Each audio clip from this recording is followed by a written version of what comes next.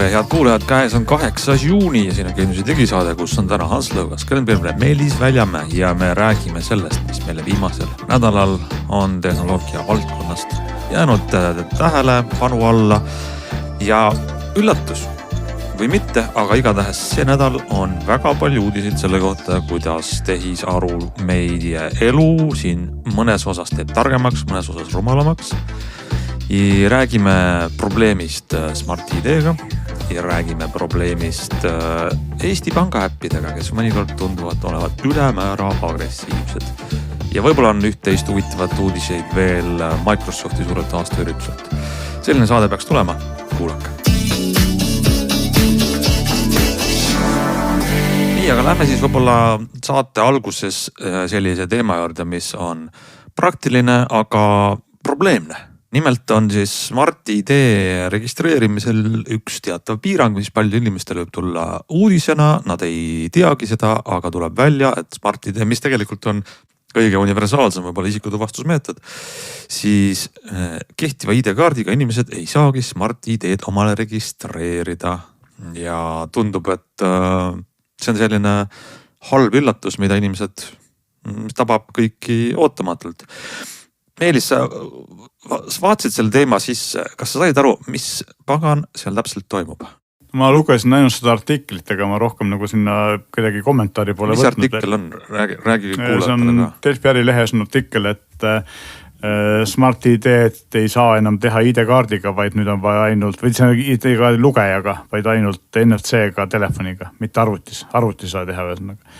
Ja minu arust see on nagu, nad räägivad, see on turvalisuse pärast, et ID-kaart ja telefon oleks samas kohas, aga mulle tundub, et see on nagu selline otsitud põhjus ja kogu aeg on räägitud, kuidas ID-kaart on meil kõige turvalisem isikut tõendav digitaalne asi üldse, eks ole, ja nüüd nagu me ei saa seda kasutada selleks, et teha Smart ID-d, et minu arust NFC, mis on nagu juhtmevaba lahendus, kuidas see saab olla turvalisem kui füüsiline kiip, eks selle arvutis. Kõlab nagu, ma saan aru, et see jutt, et ma panen selle ID-kaardi siis telefoni vastu, see sama telefoni vastu, kus ma seda Smart ID teen, et see on füüsiliselt samas kohas, aga ma ei tea, see kõlab nagu juba otsitud vabandusena. Aga siin probleem, ma saan aru, on veel ka sellises kohas peidus, et mingisugused vanemad kaardid nüüd siis ei toeta seda Nende, millel ei ole NFC-d, jah. Vabandust, vanemad ID-kaardid, jah, ei toeta siis seda NFC lahendust, aga ainult siis juhul, kui tehakse esmakordne konto. Ehk et mul juba vaikselt tõuseb suitsu kusagilt, et ma ei saanud täpselt nüüd aru, et mis juhul siis need asjad ei tööta. No üks on, mis on selge, on see, et aprillist lisandus siis sellel aastal üsna hiljuti see nõue, et kui sa hakkad ID-kaardiga tegema Smart ID kontot, siis on seal NFC tugi, aga minu jaoks oli ka üllatus see, et tegelikult see kaob ära siis võimalus teha tavalisel moel ID-kaardiga. Et ainult NFC tugi on. Ja nüüd see probleemi olemus, ütleme see artikli fookus on ka selles, et paljudel inimestel on ID-kaardid, millel ei ole veel seda NFC, need vanema põlvkonna kaardid. Ja ehk et aastast 2021 siis on see maagiline aeg umbes täpselt, kui hakati siis neid uuemaid kaarte välja andma. Ehk et sinna auku siis kukuvad just nimelt need inimesed, kellel on vanem ID-kaart, aga ei ole varasemat Smart ID kontot. Ehk see muidugi natuke tundub selline, et kui sul on vana ID-kaart ja sa nüüd täna avastad, et sa just nüüd tahad teha 5 aasta möödudes omale esimest korda Smart ID konto, siis sa kukud sinna nii-öelda lõksu, mis on nagu üsna ebatõenäoline vist ikkagi. No ja teine asi on, ma ei tea, see on võib-olla väga vähe levinud või veel väiksem probleem, aga kui sul on telefon, mille pole NFC-d, aga tänapäeval vist nagu väga enam selliseid ei ole. Võib ka olla. Kas teie või Hans, sina kui iPhone'i kasutaja, kas sa oled teinud iPhone'iga NFC-ga ja Smart ID-d? Ma olen küll, ma olen lausa passiga teinud. Ma imestan seda, et vanasti oli see, et Apple oli NFC nii kinni keeranud, see ei saa nagu peale oma maksle midagi muud teha, et ma imestan, et see on lubatud üldse. Nüüd on see liides avatud äppidele, et äpid saavad seda NFC liidest kasutada. Ma nagu mäletan, et siin kerides meie saate ajalugu ja ka minu personaalseid probleeme tagasi oli mul teemaks mobiil-ID ja SIM-kaartide teema, aga see nüüd ei ole absoluutselt see teema, seal oli samamoodi. Mul hakkab suitsu tulema kohe, sa mainisid seda. Et seal oli ka kuidagi pidi olema vanem kaart, pidi olema uuem SIM-kaart, et töötaks mobiil-ID, millega sai omakorda luua Smart-ID. Ja see oli esimene, mida arust SK või siis selle Smart-ID haldava organisatsiooni puustepanek oli see mobiil-ID-ga konto tegemise ära rikkumine ja nüüd nad rikkusid selle ära ka ID-kaardiga, et nad ütlevad oma veebilehel, et Smart-ID on teist aastat järjest kõige kliendisõbralikumaks äpiks hinnatud ja äpp ise on tõesti nagu tore, aga nagu teenus või see seal ümber toimub küll väga kliendisõbralik ei ole. Ei no, ma pean nüüd nende seisukoha kaitseks, ma dekonstrueerin selle, minu arust ma saan loogikast aru, see on niimoodi, loogika on selles, meil on väga palju internetipettusi, helistab teile kelm inimesele, kes hakkab tegema oma arvutis, mis asub Lätis, Leedus, Ukrainas, Valgevenes, kes pagan teab kus, Smart-ID kontot, samal ajal siis pettusega inimest meelitab sidestamas oma ID-kaarti, kes on Eestis siis ID-kaarti lugejas, läbima mingi autentimise veebilehel, et ta ei saagi aru, et see inimene, kes on ohver, teeb Smart-ID konto, mis tekib siis petturi telefoni kuskil kaugel. Et kui nüüd ära võtta see viis, siis ainuke viis ID-kaardiga teha Smart-ID konto on NFC-ga, et kaart ja telefon, kuhu Smart-ID tekib, asuvad samas kohas. Okei, ma saan loogikast aru. Aga probleemi lahendamise viis on see, kuidas väga paljud inimesed täiesti legitiimse töötava ID-kaardiga jäävad nüüd võimalusest ilma. Okei, no ütleme siis niimoodi, et mulle ei meeldi see lahendus üldse, aga ma olen nõus tõmbama oma sellist jonnimist tagasi, sest et võib-olla tõesti arvestades, kui palju neid pettusi on, eks ole, siis võib-olla see on ainus lahendus ja neil ei olnud muud varianti nagu selle reageerida. Ma saan nagu aru selle, et probleem on see, kui sul on vanem ID-kaart, mille pole NFC tuge, siis sa need külma käes. Sa pead jalutama need kontorisse, pangakonto. Ma arvan, et tegelikult ju probleemi, jah, sul on see õigus, aga ma arvan, et üks probleemi olemusi on tegelikult see, et kommunikatsioon on olnud kehv, et me ei ole näinud eriti pressiteateid, me ei ole näinud nagu mingeid selgitusi kuu aega või mitu varem, eks selline asi tuleb. Ehk siis tegelikult nagu rahval ei ole sellest räägitud nii, nagu seda peaks tegema. No jah, ja eks siin hoolimata sellest, et ma ei saa millestki aru, saan ma nagu sellest aru, et tegelikult sellistel puhkudel ühtepidi on mõistetav, et kui me uuendame süsteeme, siis väga raske on teha sellist tagasiulatuvat kompatiiblust, aga teistpidi võiks see ikkagi sellisel puhul siis ka säilida, ehk et me nagu ei lajata seda tõkkepuud niimoodi kinni, et kõik kukuvad sinna auku, vaid me jätame ikka selle tõkkepuu siis nende erandite jaoks võib-olla lahti, sest tõenäosus nüüd, et sellele erandile saabub just see petukõne ja kõik läheb kohe väga halvasti, on ilmselt veel väiksem kui see, et see saabub siis mitte erandile, et ma tahan nüüd selle segase mõttekäiguga öelda, et kui teha selline muutus, siis tegelikult peaks jätma sellise tagasiulatuva kompatiivluse, kui see vähegi on võimalik, olgu, et lihtsam on muidugi öelda, et nii, kruvid jälle kinni, minge tooge uued mobiil-ID-d või uued need SIM-id ja tooge uued ID-kaardid ja tooge kõik asjad uued, siis me avastasime, et nüüd on ikka natuke pahasti ja need jälle ei tööta. Et see praktika võib-olla ei ole jah, nagu väga, väga tore. Ja lähme siis edasi. Muide, ma piskan siia kiiresti vahele ühe kerge uudise, mida vist ei olnud meil teemades, aga Google Wallet toob Euroopasse ID-passi, mis on Ameerikas kasutusel, et Ameerikas saab seda kasutada ka siis näiteks, ma ei tea, piiri ületamisel ja muudes kohtades nagu dokumendina. Siis Euroopas ta nagu nii dokumenti ei ole, aga sellega saab nagu hakata vanust tõendama ja muid selliseid asju, et see on nagu veits kerge konkurents selle Eesti äpile. Ja üllatav on see, et esimeste riikide hulgas, kes seda toetavad, on lisaks siis Hispaanial, Itaalial, Iirimaal äkki 5 riiki on ka Eesti, nii et aga kuskil ei ole, mujal ei ole kuskil sellest räägitud, kui ainult siis Google'i enda mingisuguses blogis ja lisaks siis Verge kaevas kuskilt välja, et need 5 riiki on toetatud Eesti nende hulgas, kui Google blogis on lihtsalt Euroopa riikides. aga see on nagu väga selline kaootiline info. ei, aga see on väga põnev, ütleme skille skuup ikkagi, ehk siis uudis. Minu nägemus on sellest see, et nad üritavad saada nagu tükki sellest turust, et enamus Euroopa riik kipuvad ikkagi nagu peale suruma seda vanuse tõendamist, eks ole, erinevatel veebilehtedel. Ja Google Wallet on see üks viis, kuidas seda vanust tõestada. Üldse e-rahakoti teenus on Euroopas ju suure tulevikuga, sest see on selline saanud selle seadusandlusliku toe. Mulle veidi tundub, et see on veits Euroopa bürokraatias kinni, see Euroopa enda e-wallet. No muidugi on, aga kas Google Walletil saab ka selle nii-öelda sertifitseeritud toe ametliku tunnustuse ühesõnaga identiteedi teenusele? No võt seda me peaksime hakkama uurima, eks ole, seda infot veel praegu ei ole. Okay. Mina saan aru, et see käib sarnaselt nendele Verifiile ja muudele sellistele asjadele, et sa teed dokumendist pildi ja siis või kas või ma ei tea Revoluudil ja siis teed mingi selfie video ja siis sa nagu tõestad ennast ära ja siis Google. No see on põnev uudis, sest et see on alati, jah, see on test alati kõigile avaliku sektori suurtele megaprojektidele, mida tehakse 3 aastat miljonite eest, et mingi e-rahakoti nõus välja arendada ja siis tuleb üks kommertsettevõtte platvorm ja teeb selle, mis on kõigi inimeste telefonides kohe olemas ja toimib. Et kumb ja peale muideks üks seotud uudis, mis on ka täiesti nagu radarialt mööda lennanud, on see, et 1. juunist äkki saab politsei saab vaadata su isikut sealt äpist, Eesti äpist ei pea enam dokumenti kaasast tassima, kuigi äpp endiselt ütleb, et juhi luba seal ei ole ametlik dokument, nii et või ei asenda füüsilist dokumenti. Aga väidetavalt siis nüüd on nagu see muudatus tehtud, et politseil on võimekus olemas. See oli uudis, suur uudis see nädal, et politsei saab tuvastada sinu isikut. Minu jaoks oli nagu väike uudis, sest et see kuidagi, ma kuskilt ühest allikast äkki ERR-ist nägin seda, mitte kuskil mujal ei paistnud. Seda küll, aga ütleme, see oli uudis nagu, ma saan aru, et suure mõjuga uudis teie mõlema jutu järgi. Aga öelge mulle, millal te viimati politseile oma isikut tõestasite? Kas viimase nädala jooksul tõestasite?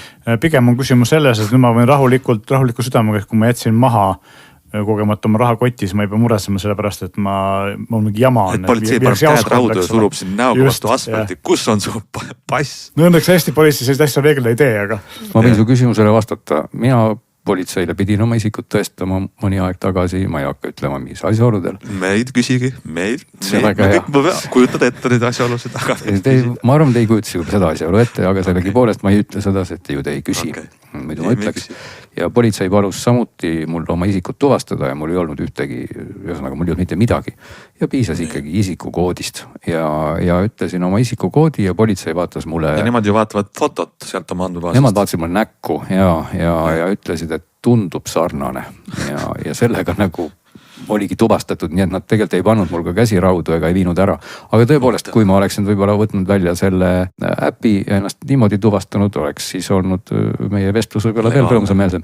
Ja muide 3. või 4. koht, kus ma ka sattusin sellisesse olukorda, et oli ennast vaja tuvastada, oli Omniva kontor, kui ma läksin postipakki saatma ära.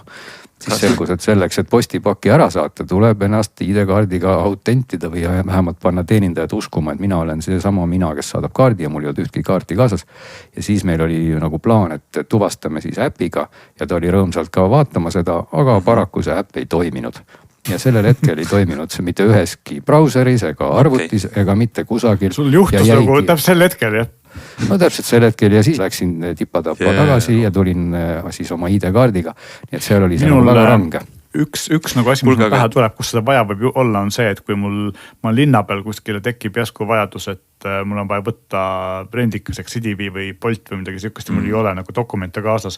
Äpp on olemas, telefon on, eks ole, ja siis kui politsei mind kinni peab, siis ma pean kuidagi nagu tõestama seda.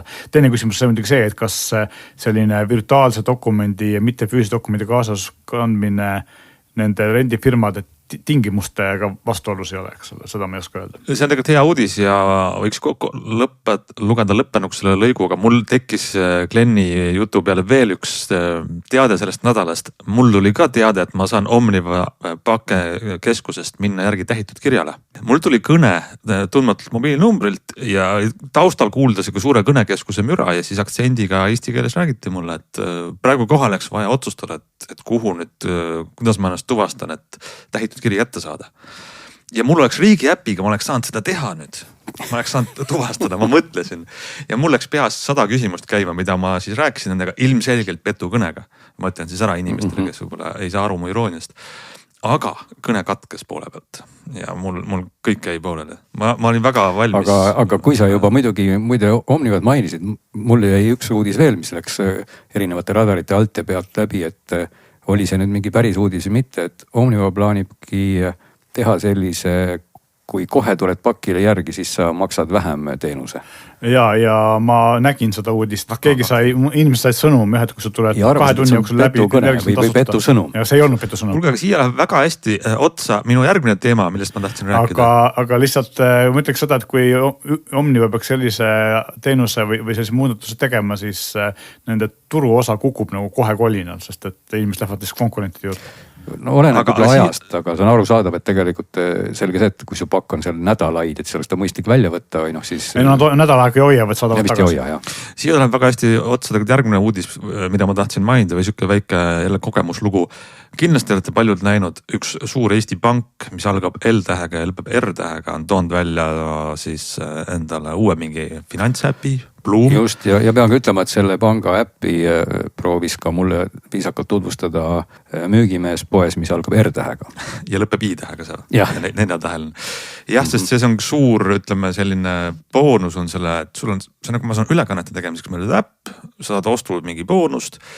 Mul ei olnud väga huvi seda kasutada, aga kas või ainult selle saate nimel, et mõtlesin, et proovin seda teha. Käigu pealt installisin äpi ära, aga jõudnud veel kontot teha. Kas sa oled muidu selle nimetu asutuse klient? Mul on seal nagu konto olemas, jah, ma ei kasuta seda igapäevaselt, aga mul on konto olemas mingist ajast. Lihtsalt inimesed räägivad, naised saunus räägivad, et see ei ole kõige parem teenus. Jah, räägivad küll, ma olen sama kuulnud. Ma mõtlen nagu see pank üldse. Just, et sellel pangal on üsnagi lombakad IT-süsteemid, olen kuulnud seda sama lugu. Ja seda enam ma tahtsin proovida järgi, kuidas see uus Bloomi äpp töötab. Aga mul oli kiire, ma jõudnud kontot teha, installisin selle äpi ära. Ja teate, mis juhtus üks päev hiljem? Umbes õhtuse tipptunni ajal, 5-6, kui inimesed tulevad, ostavad poest süüa, tulevad koju, on kiire. Tuleb mulle kõne jälle tundmatult numbrilt. Just enne oli Omniva kõne all, nüüd oli uuelt numbrilt. Ja nüüd helistati mulle sellise jutuga, et tere, et me vaatasime, et te installisite selle Bloomi äpi, aga te ei teinud kontot ära, et no mis siis juhtus? Ja mul tõesti 10 sekundiks korraks jäi mõte tardus, et mis värk see nüüd on? Ja siis ma küsisin, et kust te teate, et ma selle installisin ja mis andmeid te minu kohta on? Ja see ilmselgelt oli siis sellele klienditeenindajale, kes vist, ma oletan, et ta tahtis aidata inimesi, kes ei saa äpi installimisega hakkama. See oli tema jaoks väga ootamatu. Ja siis väitis mulle, et tema ei näe mingeid andmeid, aga IT-osakond on meil selleks, kes näeb, mida ma teen. No ilmselt jäigi sul see sessioon jäi tegelikult ju pooleli.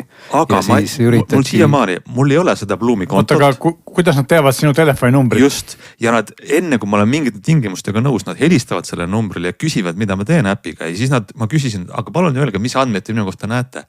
Mille peale vastatakse, et ei, mina ei näe midagi, meie IT-osakond näeb, aga mina seda ei tea. Ehk siis sellel teenusepakkujal on minu kohta andmed, nad kasutavad, nad helistavad mulle, nad ei avalda, mis andmed need on. Ja siis ma küsisin, et mida te ikkagi tegelikult tahate saada, et te helistate mulle, mina rahulikult teen omi asju, et mis teil nagu vaja on. Mille peale hakkas väga keerutamine, et nad ikkagi tahavad teada, mis ma teen ja kuhu ma mida ma tahan saada ja ühesõnaga selline tunne on, et üks pank on teinud uue finantsäpi, sinna on pandud palju turundusraha, linn on täiskleebi plakateid ja on antud klienditeenusosakonnale eesmärk helistage läbi, miks inimesed seda installi omale. Aga tulemus on vastupidine, ma ei taha seda nagu ka 10-meetrise teibaga puudutada seda äppi, sest see tundub väga selline kahtlane ja creepy kogemus. No sinu andmed ilmselgelt, kui sul ikkagi on konto selles pangas olemas, on sinu andmed seal pangas olemas, nii et sa juba ikkagi nii kaugele jõudsid, et jah, järelikult. Ja aga kuidas nad seostasid selle installi Jansu isikuga? No kas sa jõudsid ikkagi ju midagi endast kirjutada? Vaevalt see päris anonüümne oli või helistati valimatult läbi või? Sinna Bloomi ei saa sisse, lihtsalt Smart ID-ga ei saa sisse. On vaja ka eraldi Bloomi kontot. Sinna ei saa sisse, mul on selle sama panga, internetipanga kasutaja, sellega ma ei saa sinna sisse. Uus kasutajakonto.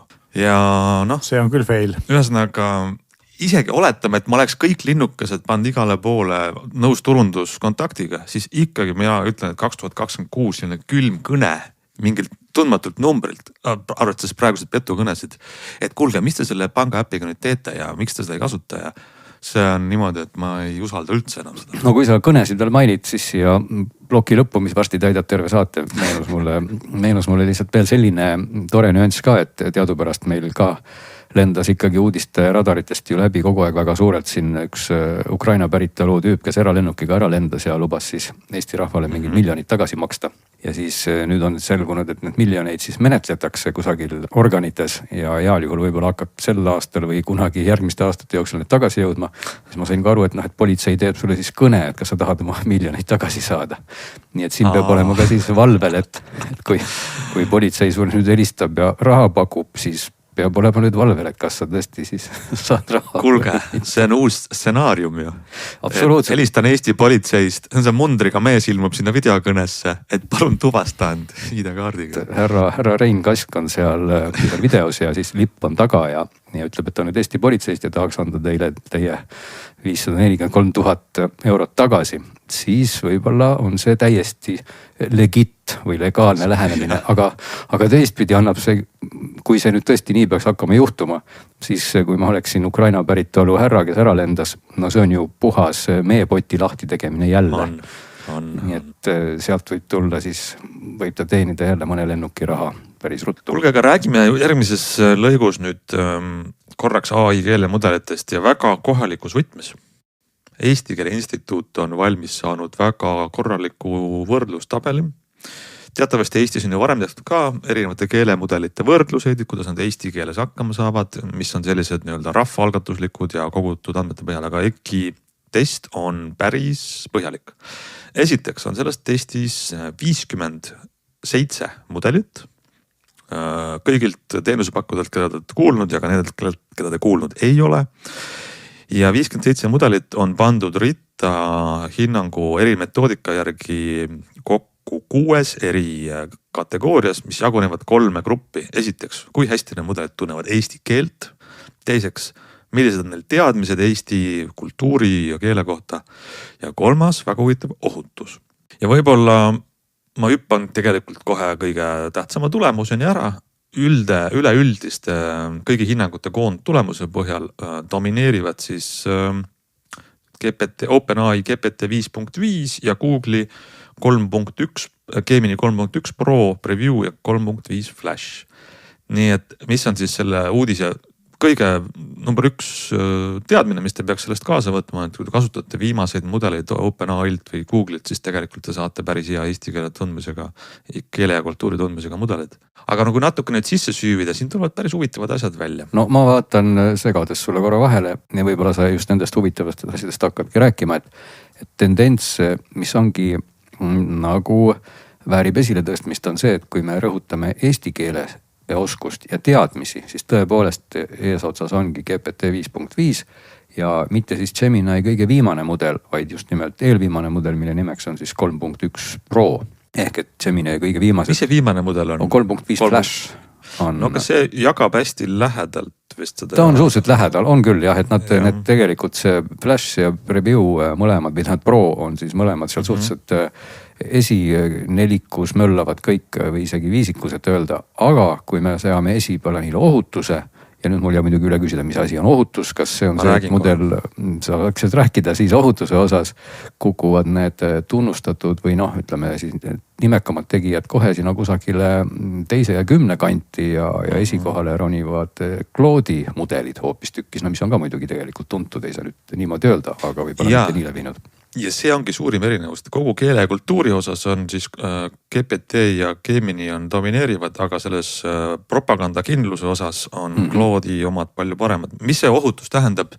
Seal on niimoodi, et koos Propastopiga võeti läbi vist 10 eri narratiivi, mida siin surutakse meedias, sotsiaalmeedias, mis on näiteks Eesti seisukohalt siis meie jaoks enne kõik Venemaa need narratiivid nagu, et fašistlikud Balti riigid kiusavad kaasmaalasi. Ukraina lapsed viidi vabatahtlikult Venemaale sinna nagu hea hoolekande alla. NATO laienemine oli Saksa taasühinemise järel antud lubaduse rikkumine.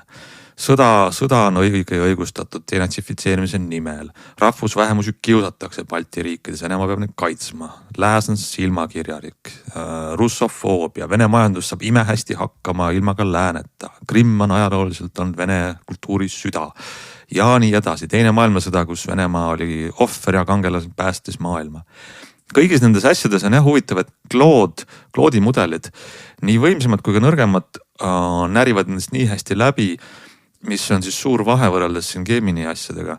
Kuidas seda hinnati muide? Ütleme, et see vahe ei ole ka väga suur, ütleme nii, et punktidena, kui seda on siis ritta pandud, et Claude'i puhul tõesti on need üle 90, 94, 92 ja GPT puhul jääb ta 87 juurde ja Gemini puhul siis 70 kandis uuematel, 73, 79. Ei ole nagu drastilised vahed. Aga ikkagi vahed on, aga mis on ka huvitav tendents, et tegelikult Gemini puhul nüüd vanemad mudelid, näiteks kui me vaatame Gemini 2.5 Pro, mis on siis tänaseks juba üle eelmine vähemalt, on isegi ohutum ehk skoor on 82 versus näiteks kõige uuem Gemini 3.5 Flash, mille ohutuse skoor on 73. Nii et huvitaval kombel nagu ei ole Google nii palju nüüd rõhku sellisele ajupesu võimalikkusele teinud. Ma saan aru, et need nimekirjad, mida sa või need kriteeriumid, mis sa kõik ette lugesid, see siis tähendab umbes seda, et kui ma hakkan nagu mudeliga nagu rääkima ja olen ise sellise narratiivi pole nagu kaldu, et siis mudel kiidab takka või on see nagu niipidi või kuidas see siis nagu tähendab? Küsitakse teatud nende teemade kohta mudelitelt ja vastused kas siis näevad sellest narratiivist läbi või peavad neid õigeks ja nagu siiralt usub neid asju. Aga see ilmselt eeldaks, et kasutaja küsib ka juba selle narratiivi seest nii-öelda, sest kui nii palju, kui ma ise olen proovinud vestelda natuke sellise äraspidise narratiiviga, siis mudelid kipuvad ikkagi mind korrigeerima, et ma ei ole nüüd väga visalt läinud nagu peale. Aga võib-olla kui ma läheksin, siis tõesti jah. Aga sul metoodika osas väga oluline küsimus jah. See on niimoodi, et selles propaganda osas oli kohtunikmudel, mis kalibreeriti nii, et inimekspertide omadega ta hindas samamoodi. Ehk siis vahel oli veel üks kohtunikmudel, mis muide jooksis Opus 4.5 pea. Ja selle Opus 4.5 kohtuniku hinnangud olid siis peaaegu kattusid inimekspertide vastustega.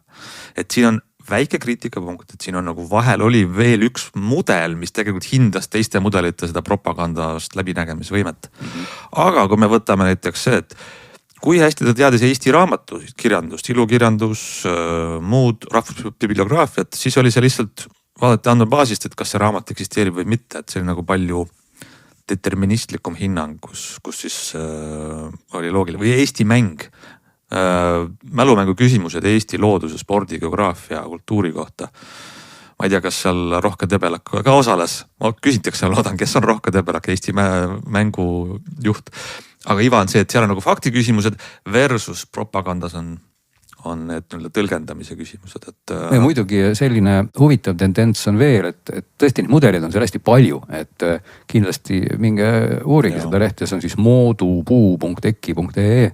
Et sinna on ka testimisele lastud igasuguseid väiksemaid ja ka lokaalsemaid mudeleid ja praegu ma siin just ühte näen, millest oleks võinud võib-olla isegi 2 sõna rääkida, mida ka Google äsja avalikustas, Gemma 4. Ja ma ei tea muidugi. See on päris hea muidugi nali, sest Gemma on siin sees, aga kui ma võin korraks nüüd vihjata, on väga kehvade tulemustega. Ei Gemma ja siin on GPT-4 mini ja kõik, kes seal tagapool on. Tõsi, siin on mingid erinevad Gemmad ka või siin on Gemma 3 veel, see nimekiri on pikk, aga tahtsin seda jutuga lihtsalt tähelepanu juhtida sellele, et huvitaval kombel tõesti eesti keele oskus ja eesti keele teadmised nendel pisematel lokaalsetel mudelitel. Ütleme siis selle Gemma 4 kaitseks seda, et tegemist ongi sellise mudeliga, mis võib joosta teie, ma ei tea, MacBook Airis juba täiesti edukalt või kusagil mujal arvutis. Ta vajab seal 16 giga oli vist ühendatud mälu, miinimumnõuded ja vähegi krapsakam protsessor. Ja juba see Gemma 4 seal sees möllab ja teeb asju ja on täitsa agentlike võimetega ja multimodaalne ja tegelikult väga äge toode. Aga kui me vaatame seda tabelit, siis just teadmiste ja keele osa on need pisikesed mudelid Eesti mõistes, nagu ma ka ise proovisin, ikka neil see keel longab täiega, aga turvalisuse või selle ohutuse osas on skoorid üllatavalt kõrged. Ehk et kõik need pisemad mudelid, nad ei ole küll päris 90 või 80, aga enamik need pisemad mudelid ikkagi ohutuse mõttes on seal 6-70 kandis, nii et erinevus nagu graafikut või tabelit vaadates ongi kummaline, need 2 esimest veergu lähevad hästi ruttu punaseks, Eesti kultuuriteadmised ja kõik muu, aga see ohutuse osa jääb väikestel päris hästi. Ja no kui me siin vaatame näiteks mingid Nvidia Nemotron 3 mudelit, no seal on muidugi parameetrid tegelikult rohkem.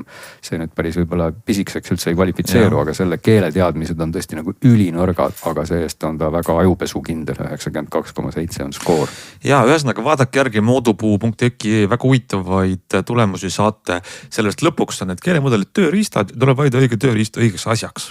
Kui te tahate hinnata, kas aetakse möga teile või mitte, siis on üks mudel. Kui te tahate kontrollida õige kirja, siis on teine mudel parem. Kui te jookseb see asi pilves, siis on üks mudel. Kui tahate kohalikus masinas, siis on hoopis teine mudel.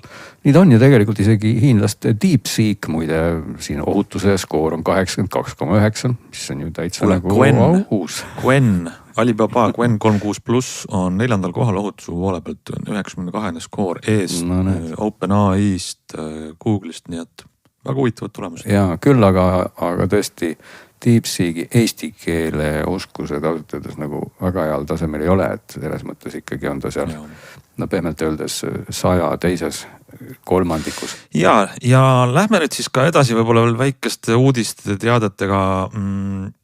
Meelis, ma tahtsin sult 2 asja küsida. Tahtsin sult küsida ühe kella kohta, aga tegelikult enne kui kella juurde lähme, kas sa jälgasid Microsofti pildiüritust ja said sa aru, kas seal oli midagi sellist, mida põrutavat me peaks nüüd ülejäänud aastaks võtma teadmiseks ja ootama põnevil, et mida Microsoft meile toob? Ma väga põhjalikult ei jõudnud jälgides, ma tegelesin muude asjadega, ma korraks vaatasin lihtsalt mingisugust feed'i ja mulle jäi sealt mulje, et eriteks on seal, kõik oli AI, eks ole, samuti nüüd näitasid sama uusi Surface'i Nvidia Keepiga arvuteid, mida Nvidia näitas ka Computexi nädal aega varem. Aga 2 asja, mis mulle jäi nagu silma, mida ma plaanisin tegelikult nüüd sel nädalal lähemalt vaadata, võib-olla mingi loo teha, on siis see, et esiteks tundub, et nad ikkagi nagu täielikult lahutavad ennast OpenAI-st ja teevad siis konkureerivaid asju, et kõik need Copilot asjad, mis on siiamaani väga edukad ei ole olnud, tundub, et nad üritavad teha siis nagu oma lahendusi, oma agente ja ongi see just, et siis hästi palju rõhutakse samamoodi nagu Google agentide peale, eks siis ikkagi asjad, arvutid teevad asju sinu eest, eks ole. Ja teine asi, mis oli üsna huvitav, oli siis Project Solara, mis peaks olema siis selline poolenisti vibe-kooditud või väga flexible, paindlik operatsioonisüsteemi moodi asi, mis on meenutab mulle natukene nagu steroididel seda Google'i poolt välja kuulutatud automaatset vidinate tegemist Androidile ja tuleviku Google'i arvutitel, eks ole, et mis siis nagu peaks sobima hästi erinevate lahendustega riistvaraga, et ma ei tea, kelladest ja e-lugeritest kuni arvutiteni, et ta peaks olema selline agentide jooksutamiseks mõeldud nagu lahendused. Ma päris täpselt sellesse süvenud, et võib-olla praegu natuke eksin, aga see jättis mulle huvitav mulje, kas seda tegelikult meil on vaja ja kui on, siis kas see on nagu tulevik, et on selline, ühesõnaga see operatsioonisüsteem muudab nagu oma käitumist vastavalt selle, mille peal ta jookseb. Nagu nutikodu ja asjade interneti ja väikeste seadmete AI-le töödeldavaks tegemise siis platvorm vist või? Midagi sellist jah, et põhimõtteliselt nagu jah, et ta põhineb ka, nagu ma aru saan, see core on Android, aga see kasutajaliides on nagu selline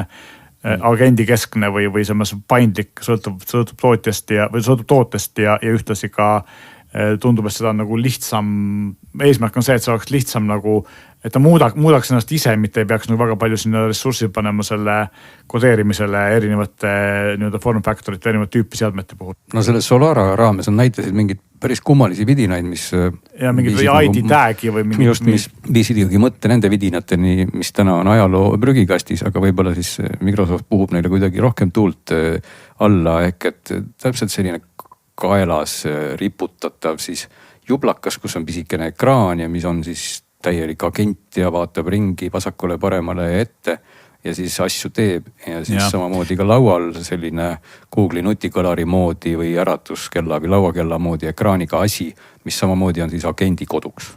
jah, et iseenesest nad surusid seda nagu ikka pildi asjad, nad üritasid seda nagu turundada siis kui sellist enterprise lahendust, eks ole, aga tegelikult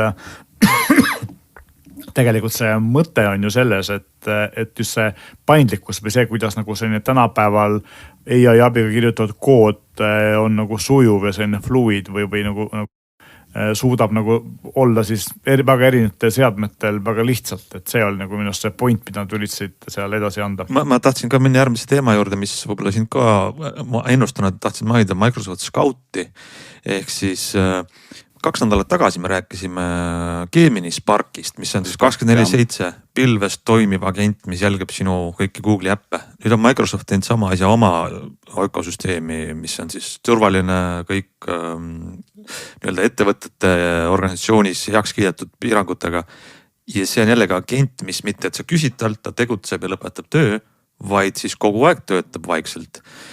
Ja oma Microsoft kasutab siis Scout'i tegemiseks seda sama OpenClaw tehnoloogiat, mis aasta alguses nagu läks sellises kontrollimatus katsetuste eksperimentide moel nagu täiega käima.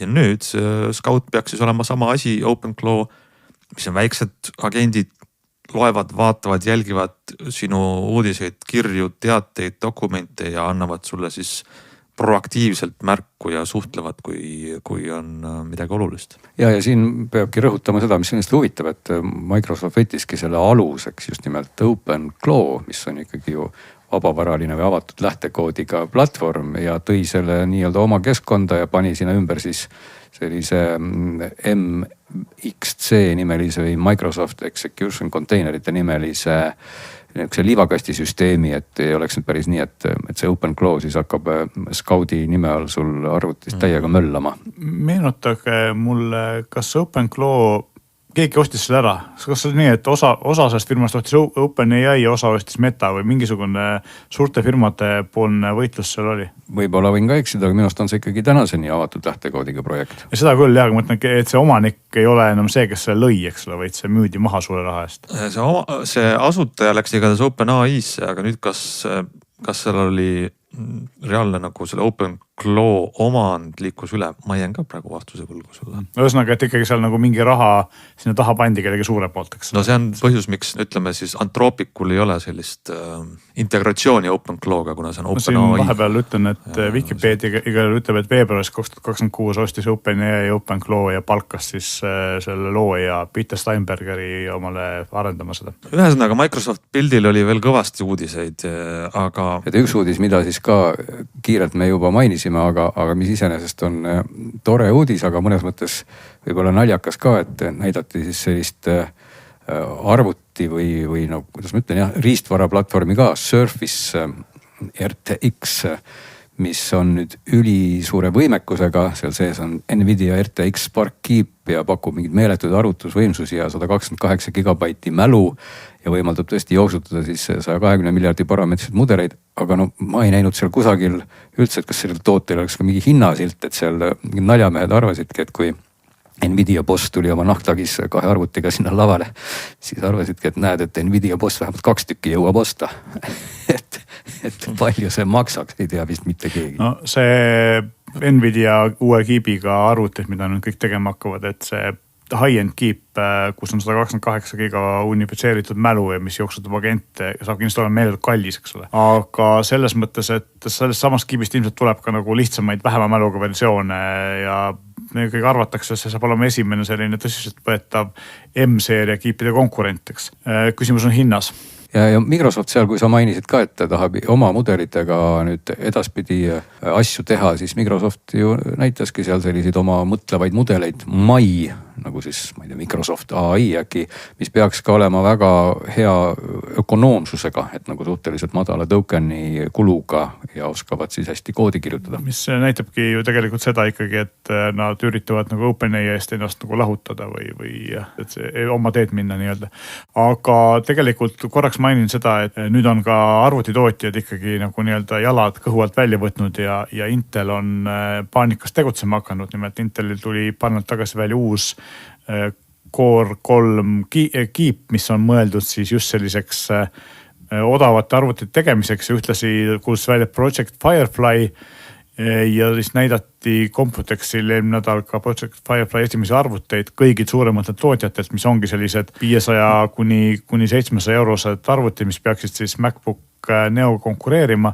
Jõudluse poolest üsna sarnased, hinna poolest ka ja siis mis Intel nagu selle projektiga teha üritab, on see, et panna see nagu õlg alla nendele kõigile tootjatele ja teistpidi kasutada ära nende tootjate võimekust. Ehk siis point on nagu selles, et vaadati otsa, et ahaa, et MacBook Neo on ju tegelikult nutitelefon sülearvuti korpuses. Ja tehakse tegelikult sama asja, et tehti nagu selline lahjem, aga samas hästi efektiivne kiip, mis on sarnane selle A-protsessoriga, mis iPhone kasutab, aga mitte ARM, vaid x86 ja et seda saab liita siis nagu hästi lihtsate väikeste emaplaatidega, mille jaoks on Hiina nii-öelda siis mitte sülearvuti, vaid telefonitootjatel on olemas tootmisliinid, eks ole, kus saab seda kohe kiiresti integreerida ja siis Intel pani sinna omakorda mõned nõud, mis näiteks see, et arvuti peab olema kerge, saab olema metallist või kvaliteetne tagasihoidlik korpus, ühesõnaga, et tootjad peavad nagu järgima mingisuguseid nõudeid ja see mobiiltelefoni tootmise osa on seal nagu hästi oluline sellepärast, et nende tootjate hulgas on ju Lenovo ja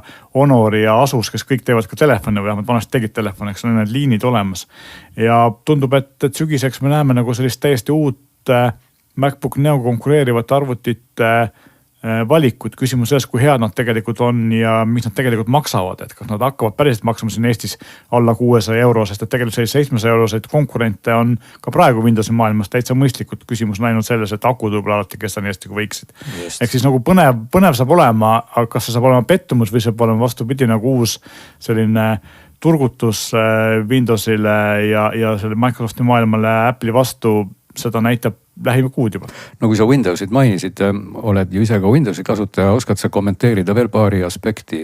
Lubati seal ka nimelt, et siis vana hea File Explorer hakkab kiiremini käivituma ja kiiremini hulgifaile kustutama. Ehk et 30% kiiremini saad kõik failid prügikasti visata. Oskan natuke mainida sellepärast, et mul on ühel isiklikul sülearvutil on tegelikult peal siis Windows 11 see developer versioon. Just. Ja selle ma installisin just sellepärast, et ma tahtsin näha, kas need parandused tegelikult tulevad ja tegelikult tulevad. Põhiasi, mis mind nagu rõõmsaks teeb, tegelikult on üks asi, mis Windows 10 ma kasutasin kogu aeg 11 ära võeti ja pidin selleks kasutama siis kolmandate tootjate tarkvara, mis tihti on tasuline ja näiteks kui sul on tööarvuti, mis on lukus, sa ei saa neid asju installida endale, eks ole, on siis see, et taskbari või seda alumist riba saab siis nüüd uuesti külje peale keerata. Ja mina kasutasin seda kogu aeg, et kui mul on ikka 16:9 kõvasuhtega ekraan, siis minu see riba võtab väga palju ruumi ära all, et ma tahaks seda külje peal hoida. Ja see töötab nüüd. Ja samuti mulle tundub, et Explorer on juba praegu kiirem, aga kuna see on nagu developer versioon, mis on tegelikult üsna toores, siis vaatame, kas see nagu päris jõuab nagu lõppversioonides ja kui kiired tegelikult on, aga mulle tundub, et nad liiguvad õiges suunas. Seal on palju teha ja ega nad on ikkagi palju metsa keeranud ka, aga tundub jah, et nad on aru saanud, et asi on vaja päästa ja tundub, et nad tegelevad sellega. Aga mis see startmenüü ja pingi otsingu tulemused on? See on ka just mingi uudiseks. Täna Windows kuvab seal kogu aeg midagi. Kuvab jah. Ma väga vähe kasutan seda, aga ma otsin. Ja no ma saan aru, et nüüd on lihtsalt võimalus seda välja lülitada. Ja vidinate ja mingid asjade välja lülitamine on ka paremaks tehtud.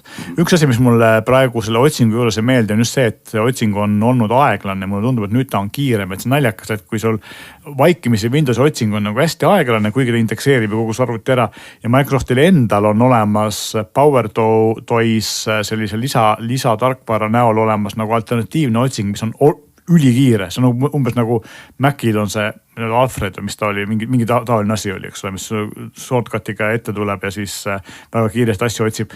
Et ta meenutab seda ja näitab seda, et Microsoft tegelikult oskab teha lihtsalt väga kerget ja kiiret otsingut, aga nad ei ole seda siiani integreerinud nagu siis Windowsi sisse ja tundub, et nüüd hakkab see ka muutuma.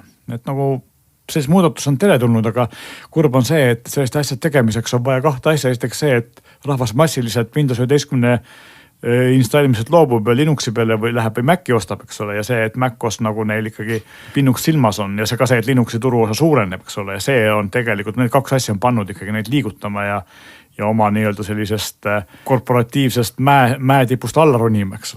No jah, aga samas ikkagi kogu selles esitluses jäi natuke ka kõlama nii poole silma või kõrvaga, kui ma ka seda vaatasin, ikkagi nagu rõhutamine selle korporatiivsuse poole nagu rohkem. põhiraha tuleb ju neil sealt ikkagi. Jah, et kui me vaatasime Google'i esitlust, mis toimus mõnevõrra varem, siis Google oli nagu selgelt nagu selle inimese peale rõhunud, kes on see tänaval käija, kõik need mudelid, agendid, asjad nagu selline käega katsutavam pool, aga selgelt et Microsoft positsioneeris selgelt kogu oma agendinduse ikkagi sinna korporatiivse maailma sisse. See on nende jaoks, see on nii töötav turg, kui sa oled äriettevõtte, sa ei riski kunagi anda igale töötajale, et ta hakkaks möllama mingi oma agentidega. Sa tahad üks turvalised piirid peale, et admin saab alati sul juhtuma üle tõmmata seinast ja kontrollida, mis andmeid see näeb.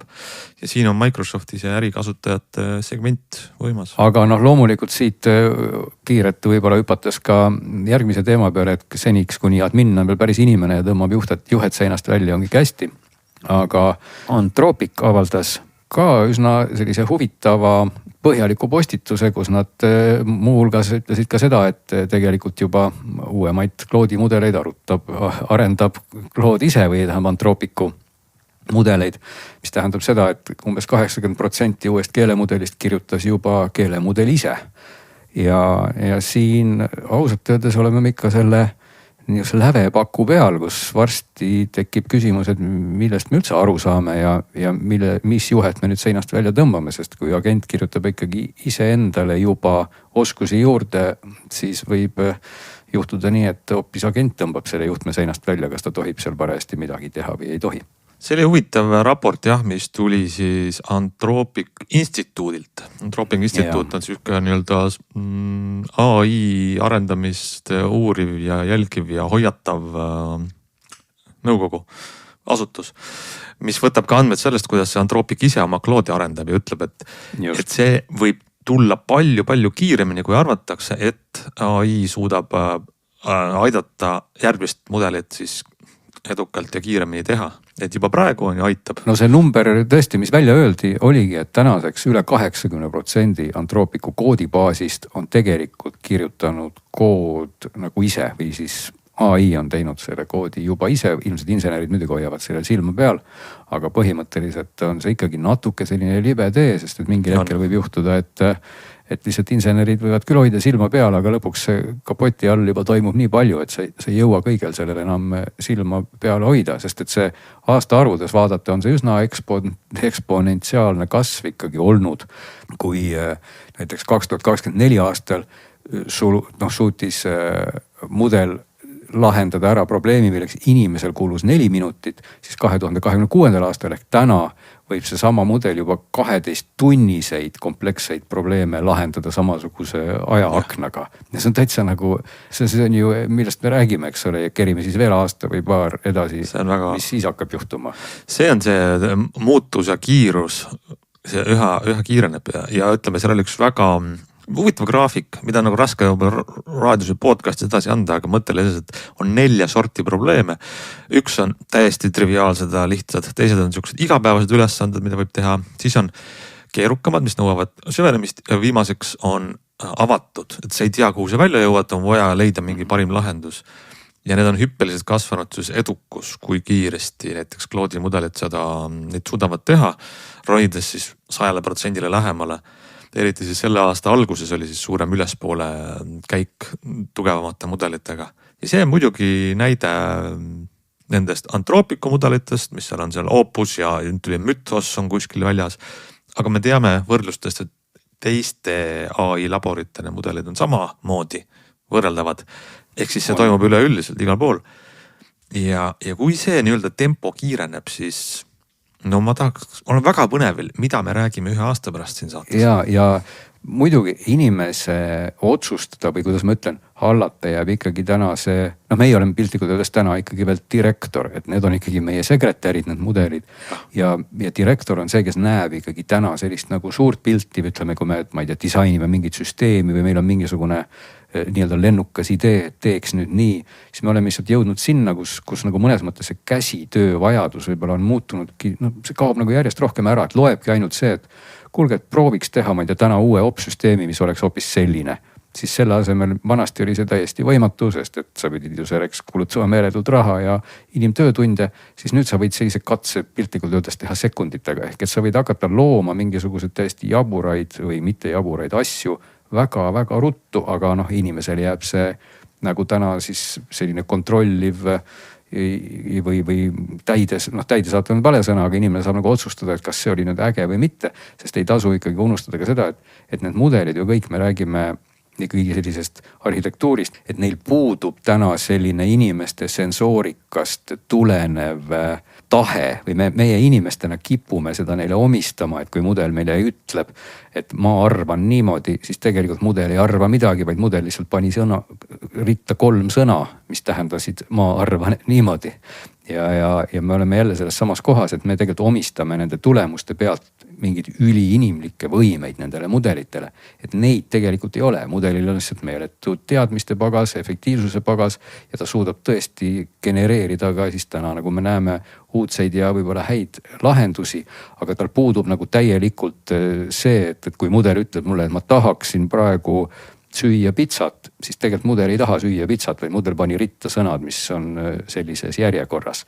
Et see on nagu huvitav paradoks, et noh, me inimesena näeme nagu metsikut tonti seal, aga teistpidi sellise loogika tehtud mudelid nagu ei saakski selliseks tontiks vähemalt sellisel kujul muutuda, tundub mulle, kui nüüd mitte päris sellise filosoofilisele rajale siit kalduda. Sest mulle siinkohal meenus, et üks filosoof kunagi tegi, kui ma nüüd päris puusse ei pane, mingi sellise mõtteharjutuse, et näiteks kui me anname inimesele, kes on kinnises toas ja ei oska sõnagi hiina keelt, kaasa metsikult suure varamu või entsüklopeedia, kus on kõik need hieroglüüfid olemas. Ja kui nüüd mingi teine inimene, kes on seal taga, annab talle sealt toa ukse vahelt lehe hieroglüüfidega ja see inimene, kes on seal toas, siis ajab näpuga järge ja selle lehe järgi paneb siis kokku need hieroglüüfid, mis on tema raamatus ja annab selle vastuse siis sellele inimesele, kes on seina taga, jääb mulje, et see inimene, kes on seal toas, oskab hiina keelt. Aga ta ei oska hiina keelt. Ehk et see mudel on natuke samasugune, et meile jääb praegu mulje, et kui me räägime kellega iganes siin eesti keelest, ohutusest ja teadmisest, siis ta oskab eesti keelt. No see mulje on väga veenev. See mulje on erakordselt veenev, ongi. Ja see on ka, mida meie teeme siin saates. Täpselt. Ja inimesed oma vahel.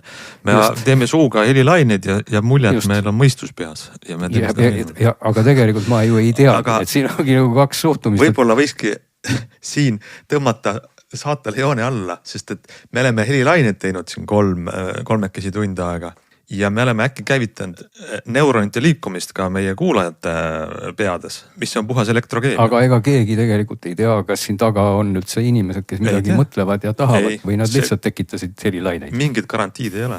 Ma tahaks anda siia saate lõppu ühe vaatamissoovituse sooja, mis on väga hea ja sobib väga hästi meie kuulajatele, et Autogeeniuses ilmus kolleeg Kuldari tehtud väga hea video sellest, kuidas Tesla full self-driving Eesti Tallinna tänavatel töötab ja vaadake seda, see on väga-väga äge.